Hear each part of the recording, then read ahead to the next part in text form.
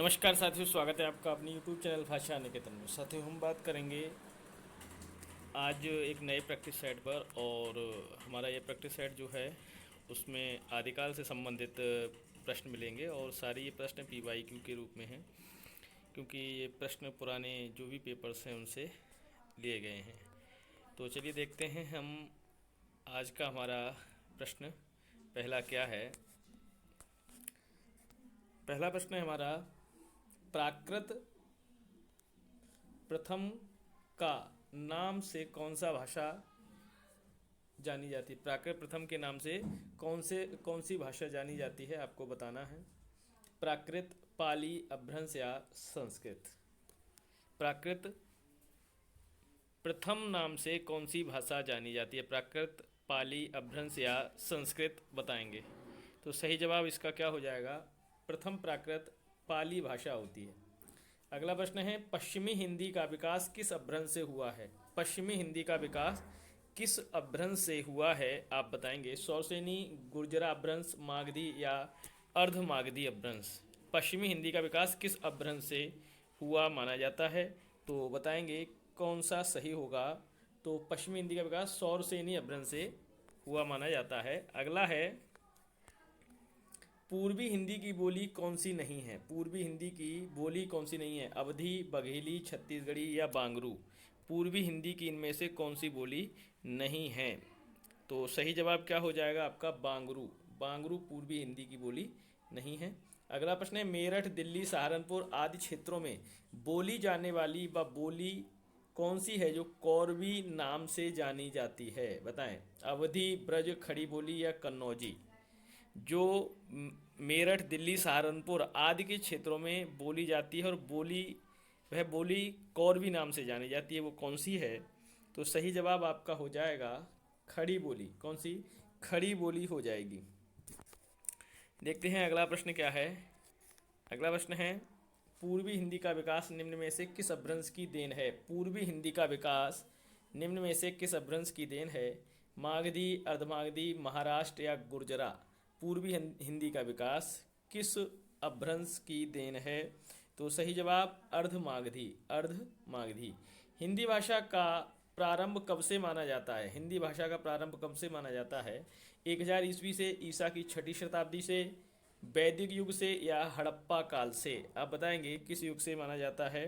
तो हिंदी भाषा का प्रारंभ 1000 ईस्वी से माना जाता है। देखते हैं हमारा अगला प्रश्न क्या है। अगला प्रश्न है, भोजपुरी का विकास किस अपभ्रंश से हुआ है। भोजपुरी का विकास किस अपभ्रंश से हुआ है। शौरसेनी, मागधी, अर्धमागधी या ब्राह्मण, बताएंगे। भोजपुरी का विकास किस अपभ्रंश से हुआ है, तो भोजपुरी का विकास किससे हुआ है, मागधी। किससे, मागधी से हुआ है। अगला प्रश्न हमारा, हिंदी साहित्य के इतिहास लेखन की परंपरा का सूत्रपात किसने किया। रामचंद्र शुक्ल, जॉर्ज गियर्शन, गार्सद तासी या तेसी टोरी, बताइए किसने किया है हिंदी साहित्य के इतिहास लेखन की परंपरा का सूत्रपात, बताएंगे। तो सही जवाब क्या हो जाएगा, गारसा दत्तासी से हिंदी साहित्य के इतिहास लेखन की परंपरा का सूत्रपात माना जाता है। गारसा दत्तासी सही जवाब होगा। अगला हमारा प्रश्न है, निम्न में से कौन सा सुमेलित नहीं है। राजस्थानी भाषा और साहित्य जो पुस्तक है मोतीलाल मनेरिया की है, और हिंदी साहित्य का वैज्ञानिक इतिहास डॉक्टर गणपत चंद्र गुप्त का है। हिंदी साहित्य का वैज्ञानिक इतिहास सर जॉर्ज गेशन का है, या शिव सिंह सरोज, शिव सिंह सेंगर का। कौन सा सुमेलित नहीं है, आपको वो बताना है। तो सही जवाब क्या हो जाएगा, हिंदी साहित्य का वैज्ञानिक इतिहास जॉर्ज गेशन का नहीं है। जॉर्ज गेशन का हिंदी साहित्य का वैज्ञानिक इतिहास नहीं है। ठीक है। अगला प्रश्न है, इनमें से असत्य कथन आपको बताना है। शुक्ल जी का इतिहास ग्रंथ सन 1929 में प्रकाशित हुआ। गार्सद तासी हिंदी साहित्य के इतिहास के प्रथम लेखक हैं। शिव सिंह सरोज में लगभग 1000 कवियों का विवरण है, और हिंदी साहित्य का आदिकाल डॉक्टर नगेंद्र की रचना है। तो इसमें से असत्य आपको बताना है कौन सा है। तो हिंदी साहित्य का आदिकाल डॉक्टर नगेंद्र की रचना नहीं है। तो हिंदी साहित्य का आदिकाल किसकी रचना है, आप कमेंट सेक्शन में लिखिएगा। अगला प्रश्न है, उस इतिहास ग्रंथ का नाम बताइए जिसमें लगभग 5,000 कवियों का विवरण संकलित है। उस इतिहास ग्रंथ का नाम बताएं जिसमें लगभग 5,000 कवियों का विवरण संकलित है। मिश्रबंधु विनोद, शिव सिंह सरोज, हिंदी साहित्य की भूमिका या हिंदी साहित्य का इतिहास, कौन सा सही जवाब हो जाएगा बताइएगा। तो मिश्रबंधु विनोद में लगभग 5,000 कवियों का विवरण संकलित है। अगला प्रश्न है, हिंदी वीर काव्य के रचयिता कौन है। हिंदी वीर काव्य रामनिवास त्रिपाठी, आचार्य चतुर्सेन, टीकम सिंह या रामविलास शर्मा। हिंदी वीर काव्य के रचयिता कौन है। तो सही जवाब आपका हो जाएगा टीकम सिंह। टीकम सिंह सही जवाब है। अगला प्रश्न है हमारा, अगला प्रश्न हो जाएगा,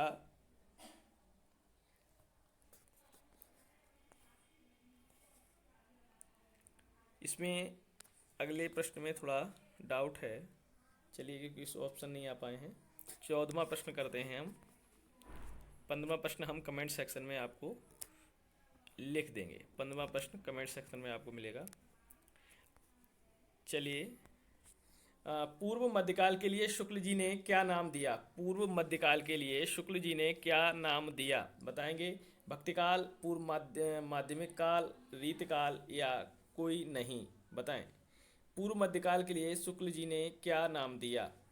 तो पूर्व मध्यकाल के लिए शुक्ल जी ने क्या नाम दिया है, तो साथियों इसमें से भक्तकाल दिया है। भक्तिकाल, ठीक है। कौन सा नाम दिया है, भक्तिकाल दिया है। चलिए हम देखते हैं, जो 13वां क्वेश्चन है उसको देख लेते हैं एक बार। इसमें ऑप्शन हम लोग बना लेते हैं। तो शुक्ल जी ने आधुनिक काल का नाम क्या रखा है। वर्तमान काल, आधुनिक काल या कि गद्य काल या जागरण सुधार काल। हम इसमें लिख सकते हैं सामे गद्य काल, गद्य काल या जागरण सुधार काल, और दामे जागरण सुधार काल। तो ये 4 ऑप्शन हो गए, बताइएगा। तो वर्तमान काल, आधुनिक काल, गद्य काल या जागरण सुधार काल। तो आधुनिक काल को क्या नाम दिया है, तो सा ऑप्शन सही है, गद्य काल नाम दिया है शुक्ल जी ने। 14वां प्रश्न हमारा हो गया है कि पूर्व मध्यकाल के लिए शुक्ल जी ने क्या नाम दिया है, भक्तिकाल। अगला है, किस इतिहास लेखक ने हिंदी साहित्य का, किस इतिहास लेखक ने हिंदी साहित्य का प्रारंभ 1050 विक्रमी से स्वीकार किया है। हजारी प्रसाद द्विवेदी, रामचंद्र शुक्ल, डॉक्टर नगेंद्र या मिश्रबंधु। किसने, बताइए, 1050 विक्रमी संवत से स्वीकार किया है हिंदी साहित्य का प्रारंभ। तो सही जवाब आपका हो जाएगा रामचंद्र शुक्ल ने। अगला प्रश्न देखते हैं। अगला प्रश्न है हमारा, डॉक्टर रामकुमार वर्मा के काल विभाजन में हिंदी साहित्य का प्रारंभ कब से माना जाता है। तो 700 विक्रमी, 750 विक्रमी संवत, 1000 विक्रमी या 1050 विक्रमी। डॉक्टर रामकुमार वर्मा के काल विभाजन में हिंदी साहित्य का प्रारंभ कब से माना जाता है। तो सही जवाब आपका हो जाएगा 750 विक्रमी संवत। जॉर्ज ग्यसन की रचना का हिंदी अनुवाद किसने किया है। किशोरीलाल गुप्ता, रामचंद्र शुक्ल, राहुल सांकृत्यायन या इनमें से कोई नहीं, बताइएगा। जॉर्ज ग्यसन की रचना का हिंदी अनुवाद किसने किया है। तो सही जवाब आपका हो जाएगा किशोरीलाल गुप्ता। किशोरीलाल गुप्ता। अगला प्रश्न है हमारा, प्रत्येक देश का साहित्य वहाँ की जनता की चित्तवृत्ति का संचित प्रतिबिंब होता है, यह कथन किसका है। मिश्रबंधु, धीरेन्द्र वर्मा, रामचंद्र शुक्ल या कि श्याम सुंदर दास, बताइए। यह प्रश्न का जवाब क्या होगा, कौन सा सही जवाब है। तो है रामचंद्र शुक्ल सही जवाब है। अगला प्रश्न है हमारा, आचार्य रामचंद्र शुक्ल ने आदिकाल का काल निर्धारित किया है। आचार्य रामचंद्र शुक्ल ने आदिकाल का काल निर्धारित किया है 1050 ईस्वी से 1375 ईस्वी तक, 993 ईस्वी से 1318 ईस्वी तक, 850 ईस्वी से 1100 ईस्वी तक या उपरोक्त में से कोई नहीं, बताइए। तो सही जवाब इसमें से कौन सा हो जाएगा। सही जवाब हो जाएगा 993 ईस्वी से आपका 1318 ईस्वी तक, यह सही जवाब आपका होगा। अगला है, आदिकाल को संधिकाल नाम किसने दिया है। आदिकाल को संधिकाल रामचंद्र शुक्ल ने, रामकुमार वर्मा ने, महावीर प्रसाद द्विवेदी ने या डॉक्टर नगेंद्र ने। आदिकाल को संधिकाल किसने कहा है। तो आदिकाल को संधिकाल कहा है रामकुमार वर्मा ने। अगला प्रश्न है हमारा, रासो ग्रंथकारों में निम्नलिखित में से कौन सी प्रवृत्ति नहीं थी। रासो ग्रंथकारों में निम्नलिखित में कौन सी प्रवृत्ति नहीं थी? आश्रयदाताओं की अतिशयोक्तिपूर्ण प्रशंसा, डिंगल पिंगल भाषा, जैन बौद्ध धर्म से संबंधित रचनाएं, या कि आप वीर एवं श्रृंगार रस का प्रयोग। रासो ग्रंथकारों में निम्नलिखित में कौन सी प्रवृत्ति नहीं थी? तो सही जवाब आप बताइएगा कौन सा हो जाएगा। तो इसमें आपका जैन और बौद्ध धर्म से संबंधित रचनाएं, ये प्रवृत्ति नहीं थी और अन्य सभी सही हैं। अगला प्रश्न देखते हैं। आदिकाल के साहित्य में कौन सी प्रवृत्ति नहीं पाई जाती है? आदिकाल के साहित्य में श्रृंगार, भक्ति, प्रकृति वर्णन या राष्ट्रीय भावना। आदिकाल के साहित्य में कौन सी प्रवृत्ति नहीं पाई जाती है?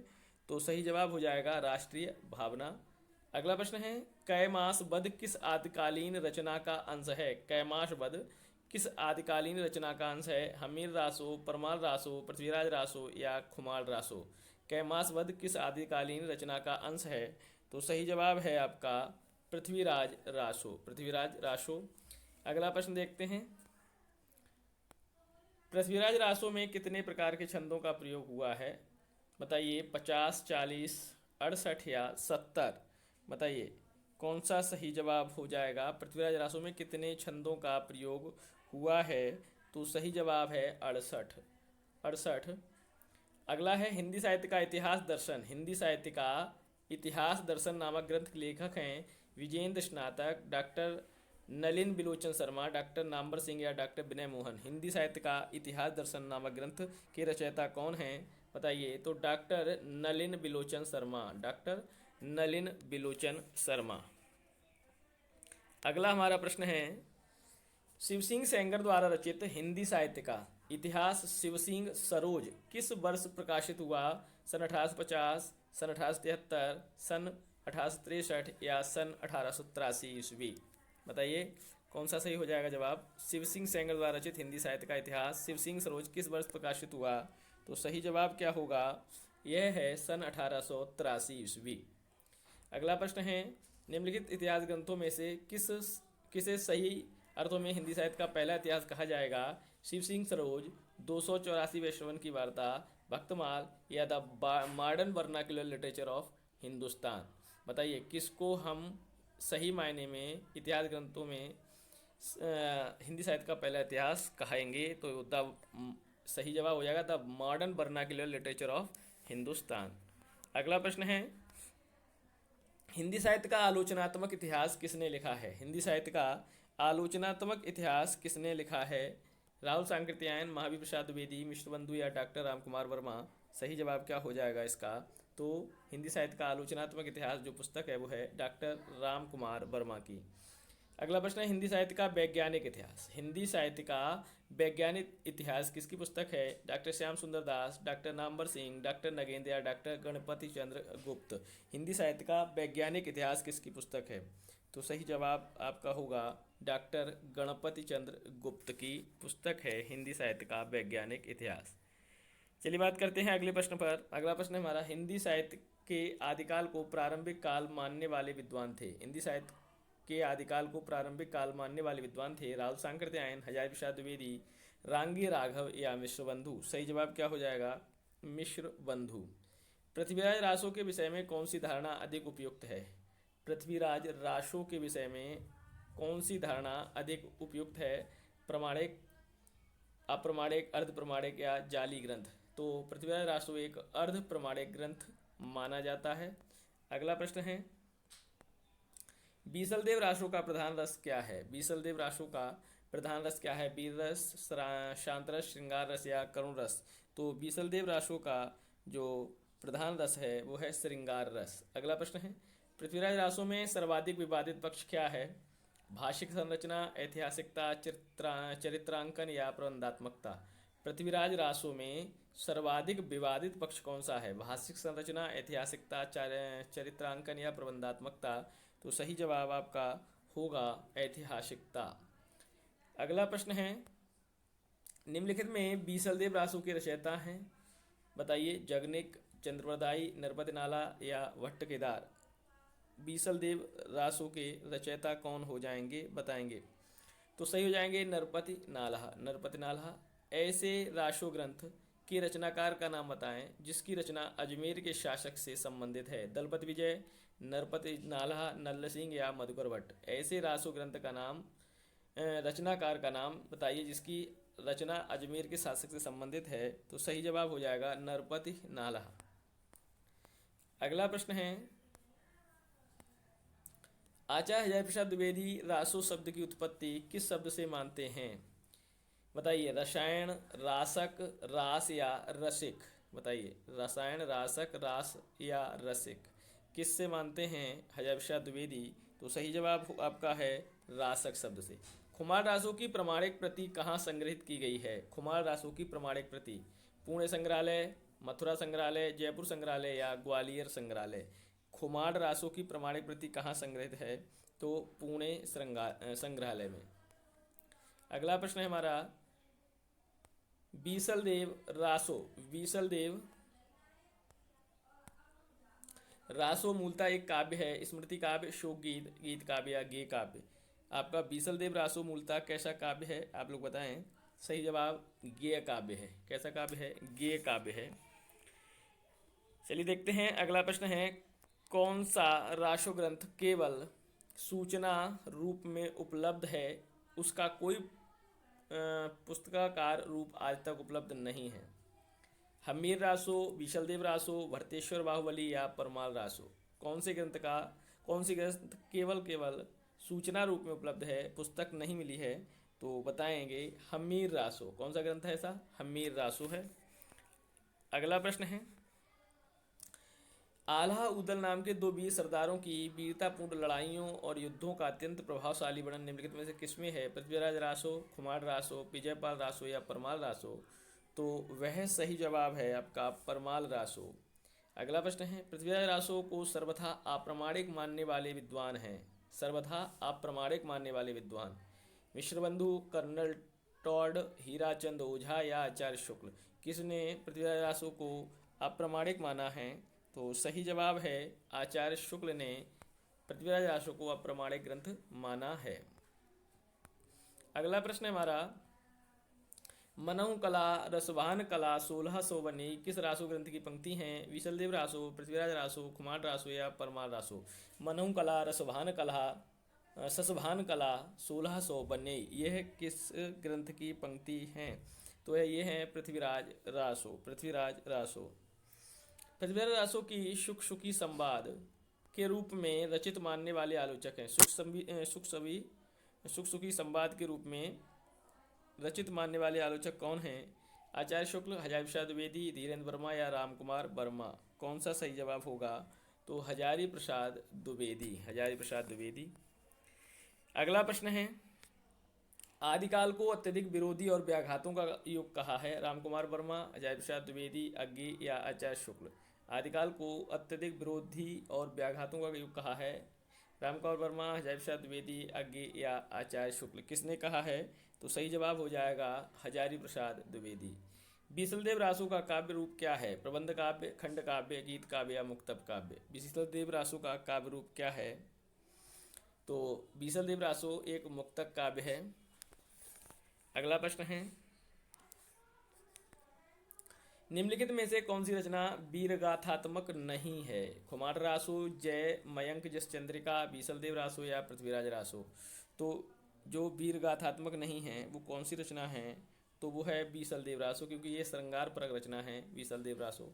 अगला है, आदिकाल का अधिकतम साहित्य किस प्रांत से प्राप्त हुआ है? राजस्थान, बंगाल, उत्तर प्रदेश या दक्षिण भारत। आदिकाल का अधिकतम साहित्य कहाँ से प्राप्त हुआ है? राजस्थान, बंगाल, उत्तर प्रदेश या दक्षिण भारत। तो सही जवाब है आपका आदिकाल का अधिकतम साहित्य राजस्थान से प्राप्त हुआ है। राजस्थान। अगला प्रश्न, निम्नलिखित में से कौन सा विषम संयोजन है?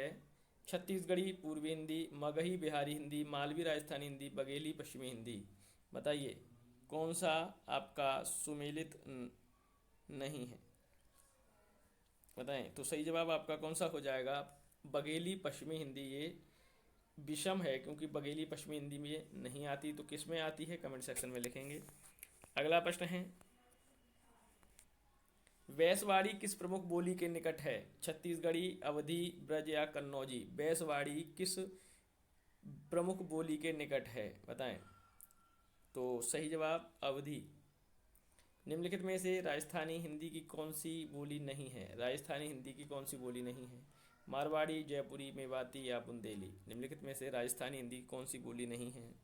तो बुंदेली राजस्थानी की नहीं है। तो साथियों, ये रहा हमारा आज का प्रैक्टिस सेट। और आपके प्रैक्टिस सेट में कितने सही गए कमेंट सेक्शन में बताइएगा। चैनल पर नए हैं तो प्लीज़ चैनल को सब्सक्राइब कर लीजिए। टेलीग्राम चैनल से जुड़ने के लिए आप लोगों को डिस्क्रिप्शन में लिंक है, वहाँ से जुड़ सकते हैं। तो फिर मिलेंगे अगली वीडियो के साथ, तब तक के लिए नमस्कार, धन्यवाद।